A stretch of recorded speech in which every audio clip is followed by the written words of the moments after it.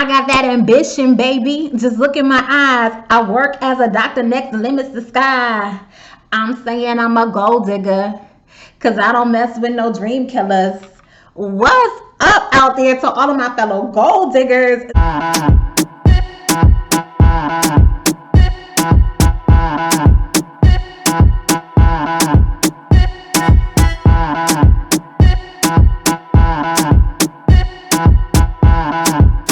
This is your girl, Rita, also known as the self-proclaimed gold digger. Welcome to my channel.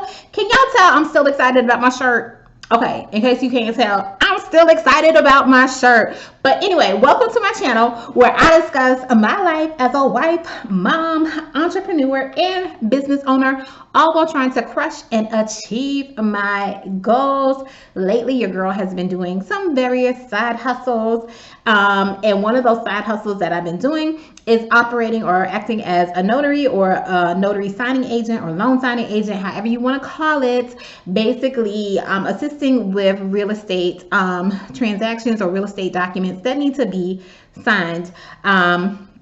And I am coming to you today because I am dual commissioned in Georgia and South Carolina, and I'm just going to share with you how I was able to become dual commissioned in 2 states, because those of you who may know, usually you can only be commissioned in the state that you reside in, okay? But before we jump into the topic of the video, I am going to ask that you like and subscribe, especially if you have been checking out my content for a while and you have been enjoying it, finding it helpful, and liking what you see. Please make sure you subscribe to my channel. My goal is to get to 500 subscribers, and I definitely need your help to be able to do that. And not only do I need your help, I would be so appreciative if you help me reach my goal, because I am the gold digger, okay? All right, so let's see. You can also, as it's mentioned before, check out my merch on my Etsy shop.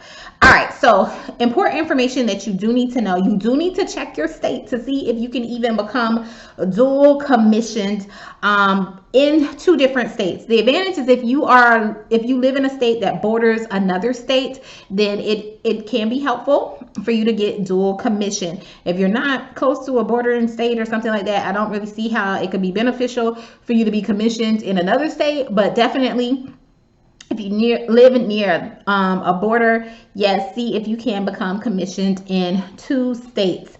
All right, so let's talk about, I'm dual commissioned in South Carolina and Georgia. So let's talk about South Carolina versus Georgia. So I reside in South Carolina. However, South Carolina does not recognize non-residents. So if you are not a resident of South Carolina, you cannot become a notary in South Carolina.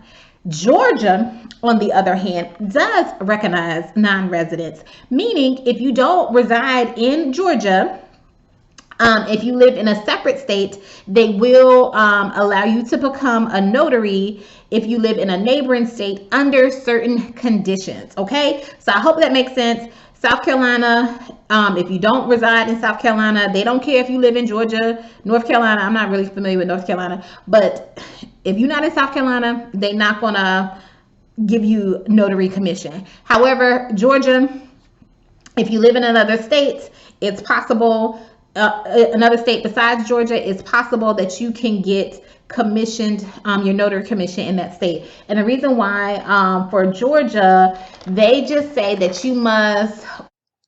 Hey guys, this is your girl Rita, also known as the self-proclaimed gold digger, and I wanted to share with you about an app I use to save money on gas. Every time I purchase gas using the app Get Upside, I save a certain amount off for each gallon purchase. And if you use my code Q5G5Q, when you make your first purchase, you'll save 15 cents off for every gallon you buy. That code, once again, is Q5G5Q. The app is called Get Upside.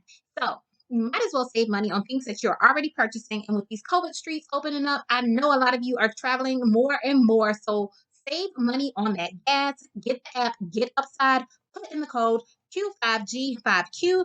Save 15 cents off of every gallon when you make your first purchase. All right. So let's get out there and let's save some money, guys. Be a legal resident of a bordering state and are employed or have a business in Georgia. Okay, so you must be employed or have a business in Georgia and live in a neighboring state. Okay, and that is how I was able to obtain my Georgia commission, even though I'm not a resident of Georgia. I do have a business. My office, my optometry office, is in Georgia. That is where I practice. Okay, so because I have that business, I was able to apply and become a Georgia notary. Now, the process, and if you see my previous video explaining how to become a notary or whatever, I already have told y'all, like, the process is a little janky. Like, the whole thing is a little janky, and I was upset. I won't say upset, but I don't like when people talk down to or dog out new notaries for not knowing stuff, because the process is ghetto. The process is a little janky. Okay, I know, because I was trying to get some information to explain to you the steps I needed to take for Georgia. Now, and as I was doing so, I remembered some of the problems or the issues that I encountered when trying to do this. Okay, the first issue was just getting the application.